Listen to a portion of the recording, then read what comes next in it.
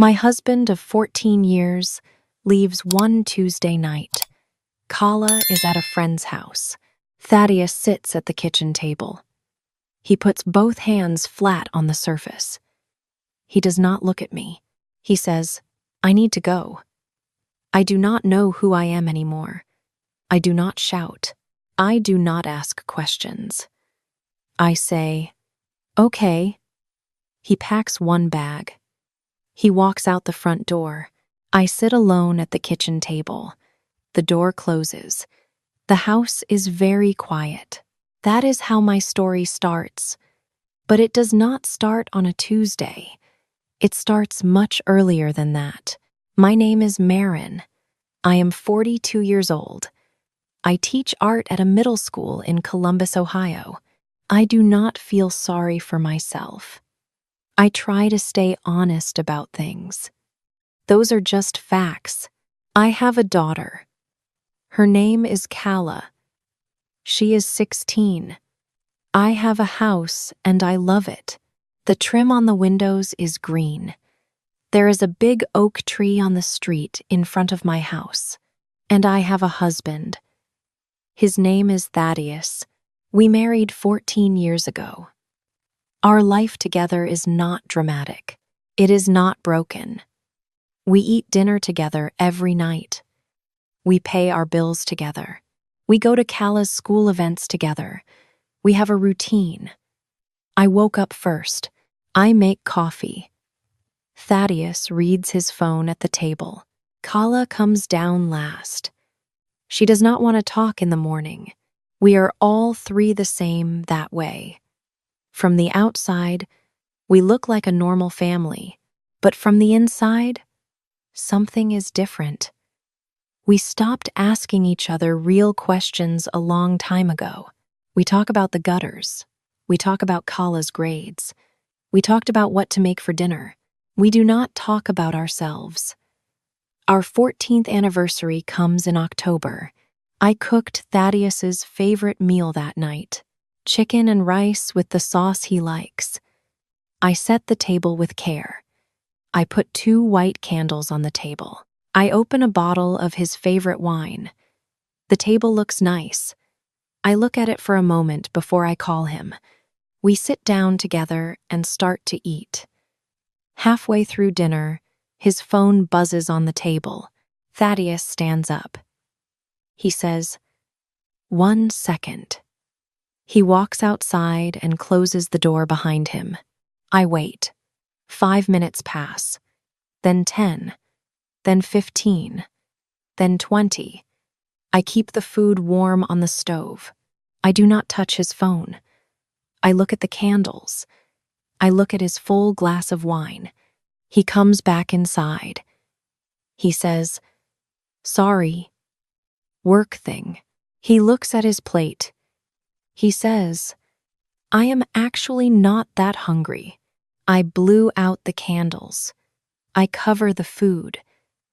I wash all the dishes alone." He never explains that call.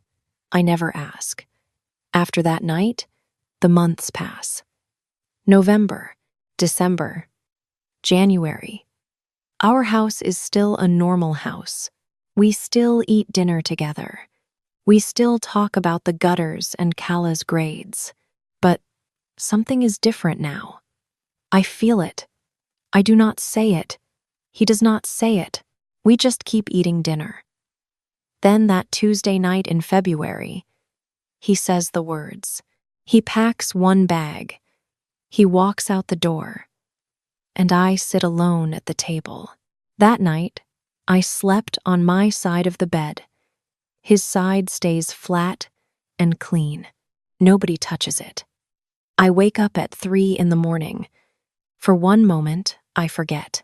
Then I remember. I look at the ceiling until the room turns light. The next morning, I stood at the kitchen counter. I put my cup under the coffee maker. Then I put a second cup next to it. Out of habit, I fill the first cup. Then I fill the second one. I set it on the counter. Then I remember. I picked it up. I pour it down the drain. I watch the coffee go. I will not explain this to anyone. I just move on. That is the only thing I know how to do. The first weeks are not peaceful. I go to work each day. I stand in front of my students. I teach them about color and line and shape. Then I drove home. One evening, I cooked dinner for 2 people. I do not think about it. Then I see the 2 plates. I throw the extra food away. The next day at work, I sit with my class and watch them paint. One boy paints a house with a big yard. A girl paints a red tree. I do not tell them to fix anything. I just say, keep going. I think about this on the drive home. One day, I went to the grocery store. I walk down the cereal aisle. I see the brand Thaddeus always buys. I picked up the box. I stand there in the aisle and hold it.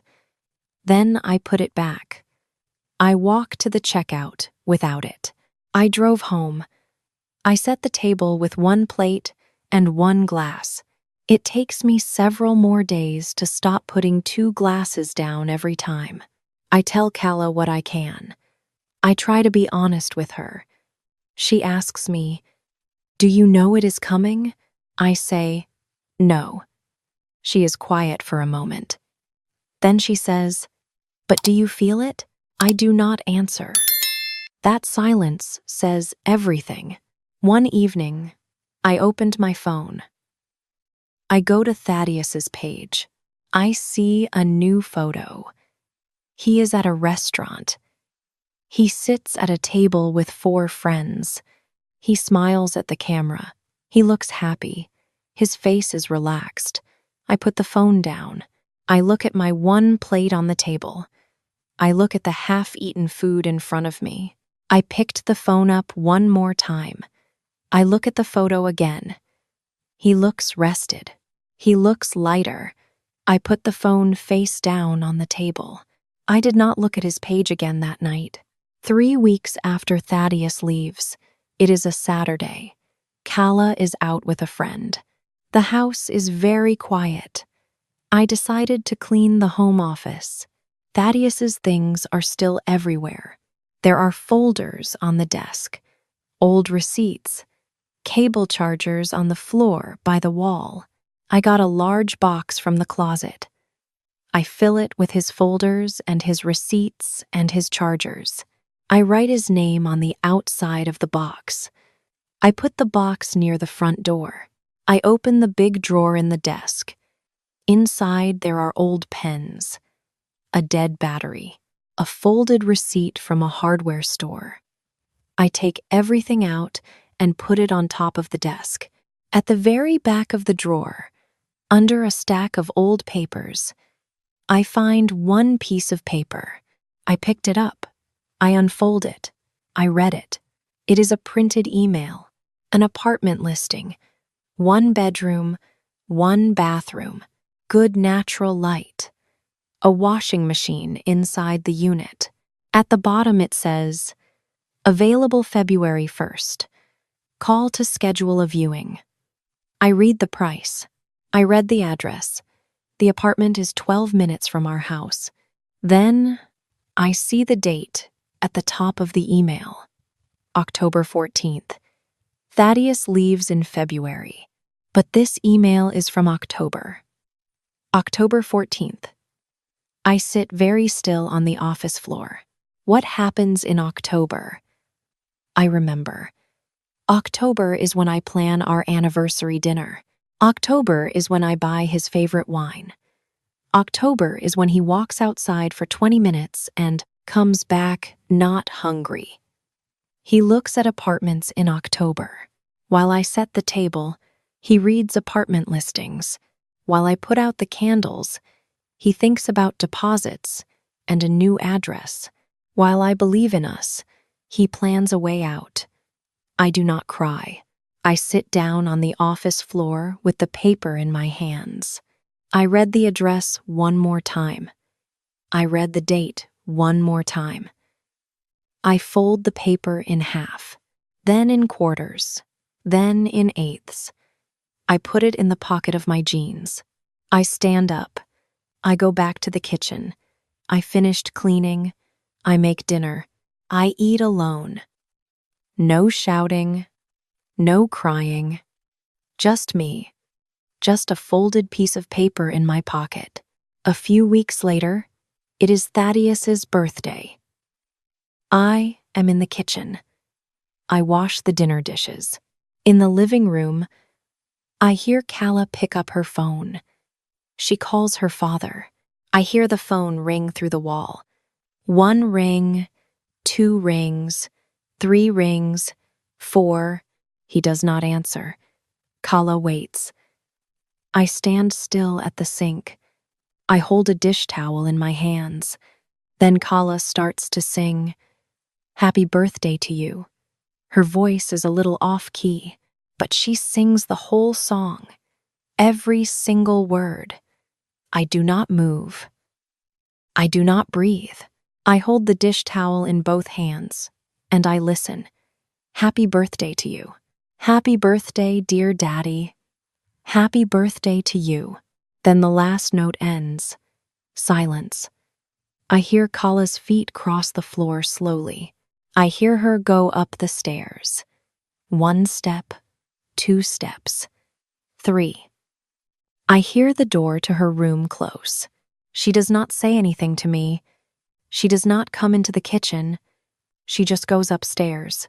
I stood in the kitchen for a very long time. My hands still hold the dish towel. I do not move. I look at the wall in front of me. I do not go anywhere. I just stand there. Then I go back to washing the dishes. Calla never tells me if he calls back. I never ask her. 2 days later, Thaddeus's mother, Odelia, called me. Not to ask about me. She says, "I talked to Thaddeus today. He sounds so much lighter now. I am so happy for him. She is kind. She does not know what I know." I say, "I am glad." I hung up. I sat on the stairs for a long time. My husband of 14 years sounds lighter now. I do not know what to do with that. I put it with the folded paper in my mind. I carry both. 6 weeks after Thaddeus leaves, Calla comes home from dinner with her father. She talks about the food, the restaurant, a story about school. Then, in the middle of a sentence, she says, "Oh, and Dad's friend Dana is there for a little while." I load the dishwasher. I stop. I do not turn around. I say, "Oh." Calla says, "Yeah, she works with him. She seems nice." Then she goes to her room. I close the dishwasher slowly. I did not ask anything else that night. Later, after Calla goes to sleep, I open my laptop. I type Dana's name and the name of Thaddeus's company. I found her work profile online. There is a photo. A woman, dark hair. She smiles at the camera. Her job title says, Senior Project Manager. She and Thaddeus have 12 people in common on the site. I looked at the photo for a long time. I think about Thaddeus at the anniversary dinner. I think about the phone call outside. I think about the 20 minutes. I think about the paper in the desk drawer. And now I think about this photo. I close the laptop. I do not know if something happens between Thaddeus and Dana. I do not know if she is why he leaves. I do not know if she is just a name. I think about this question every day. It does not go away. I carry it, with the paper in the drawer. I carry them both. My friend Blythe comes over one Friday evening. She brings a bottle of wine. We sat out on the porch together. I do not plan to say anything about Dana, but I almost do. I open my mouth. I closed it again. Blythe says, "What do you not say right now?" I say, "Nothing." Blythe looks at me. She does not push. She holds her glass and waits. She is good at waiting. I look at the street for a moment. A car passes. Then I say, I think there is someone. Blythe says, do you know that for sure? I say, no. Blythe looks at her glass. She says, do you want to know? I am quiet for a long time. Then I say, I do not know yet. Blythe nods. She does not say more. And I am glad. That is the most honest thing I have said in many months. My mother, Sybil, is 70 years old. She lives in Pittsburgh.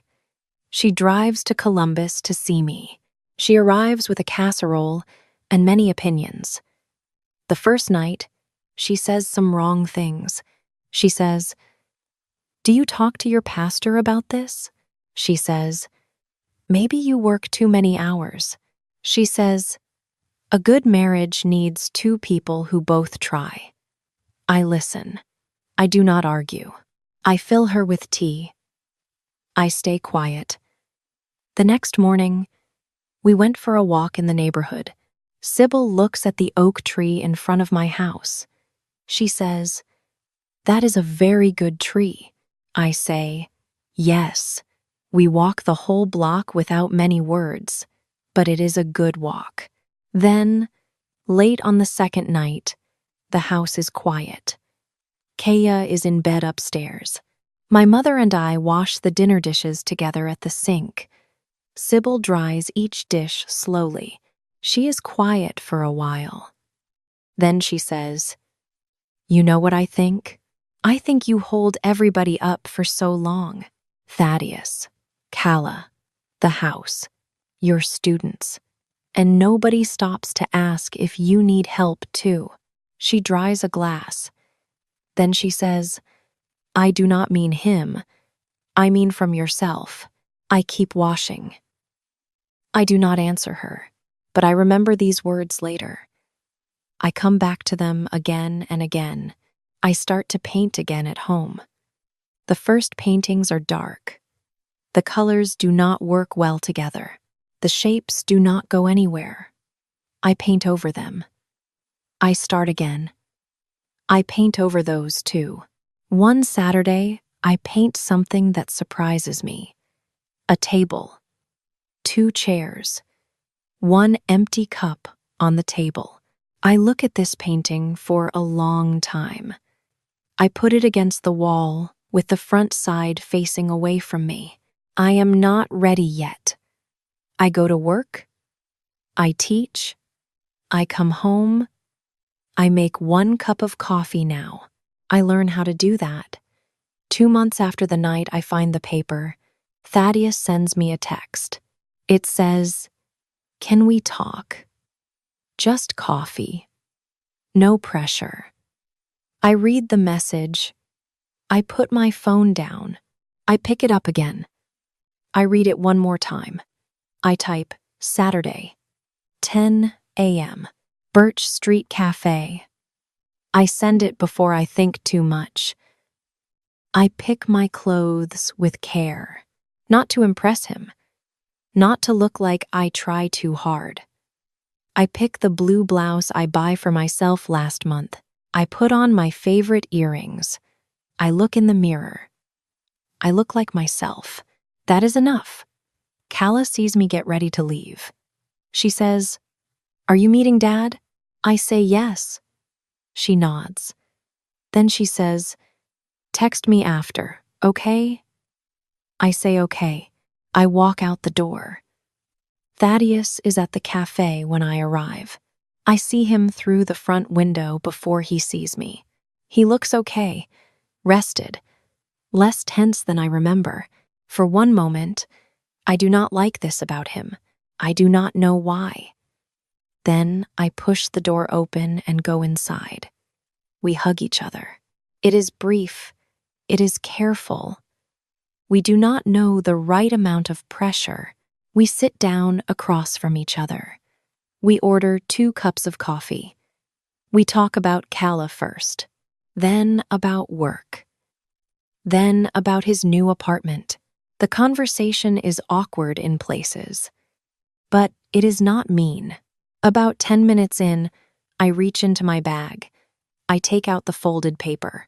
I unfold it once, then twice, then a third time. I put it flat on the table between us. I say nothing. Thaddeus looks at the paper. He goes very still. He knows what it is. His face changes. He looks caught. He looks ashamed.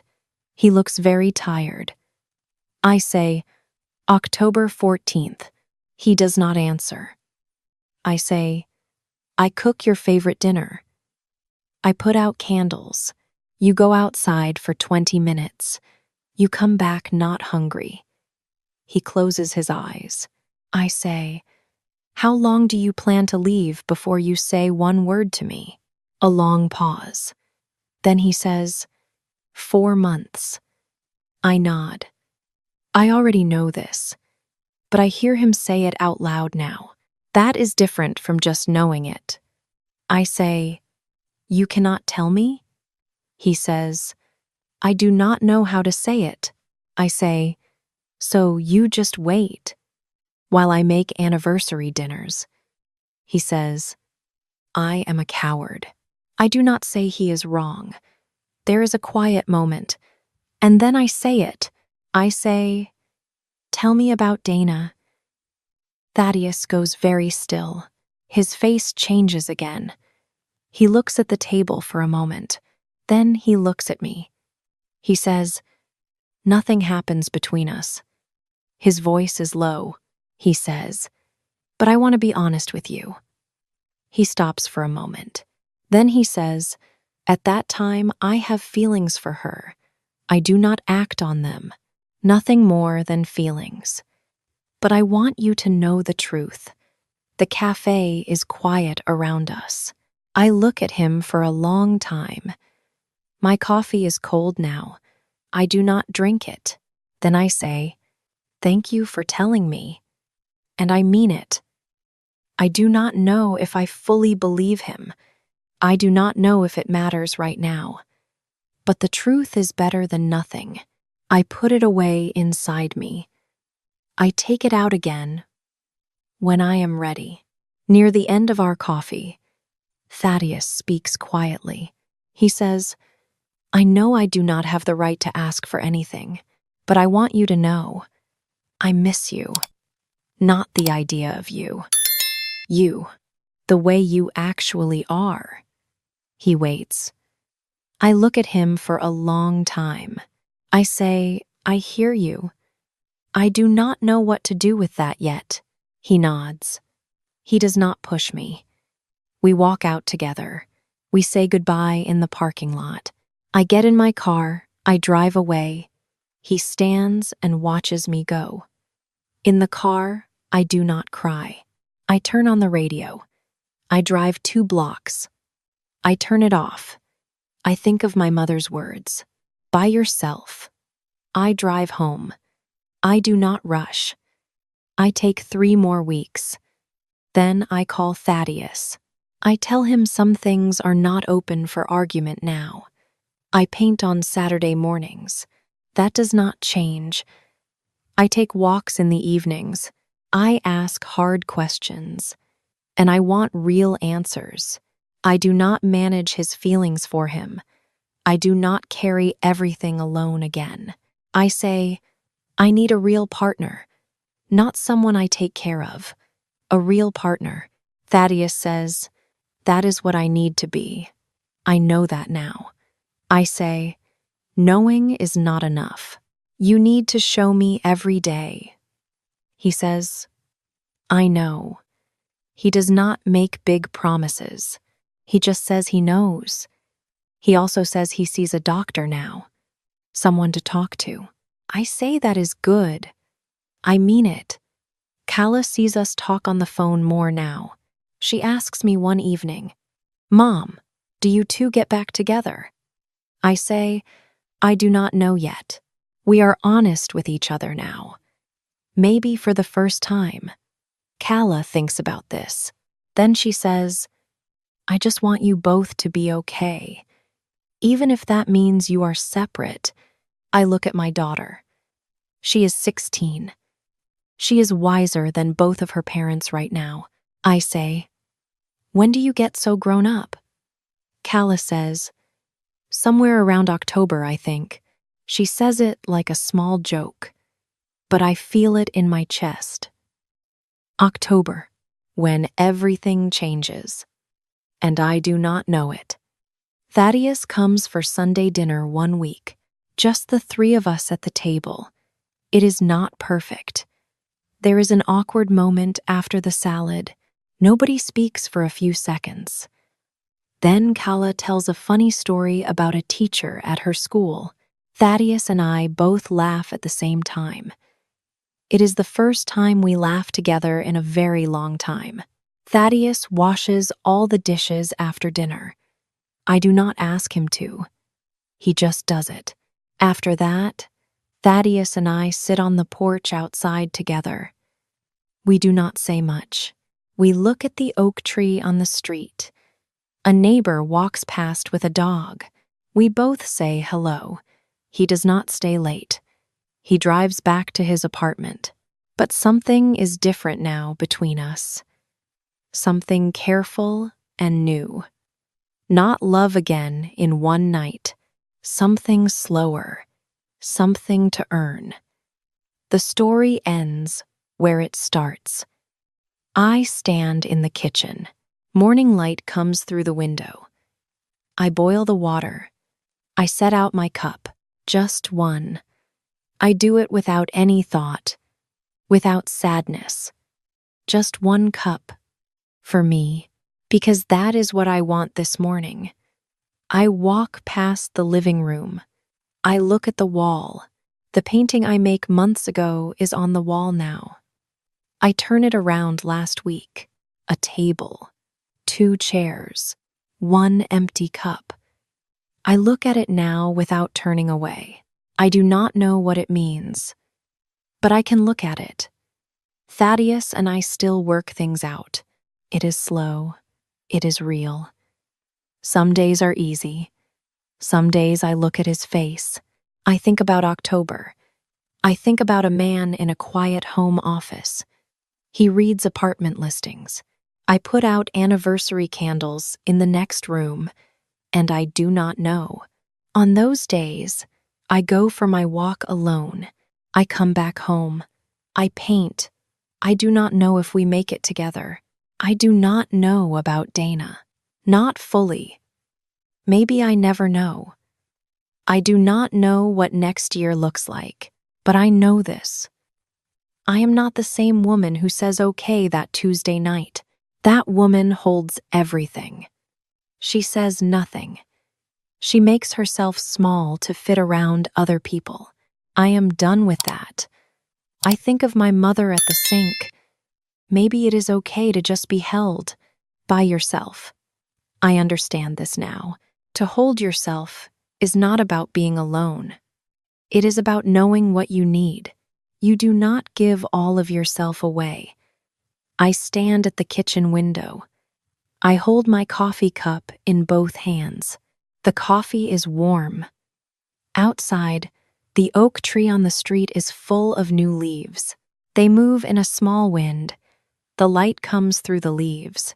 It makes small pieces on the grass below. Then, I hear a door open upstairs. I hear Kala's feet on the stairs. 1 step, 2 steps. She walks into the kitchen. She does not say anything. She makes herself a cup of coffee. Then she walks to the window and stands next to me. We both look out at the oak tree together. The leaves move. The light changes on the grass. Kala takes a sip of her coffee. I take a sip of mine. We stay at the window for a long time. Nobody speaks. Nobody needs to.